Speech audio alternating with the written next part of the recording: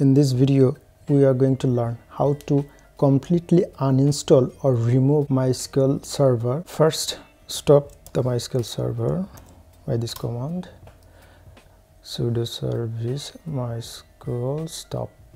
Okay. Now, remove MySQL related all the packages completely by using this command. Do you want to continue? Yes. Let's remove unnecessary packages by this command. Remove apt-get by this command. Okay. We can remove the MySQL from etc folder. If your MySQL server is in the var folder, you can use this command. That's it. We have completely uninstalled or removed the MySQL server. Okay guys, thanks for watching.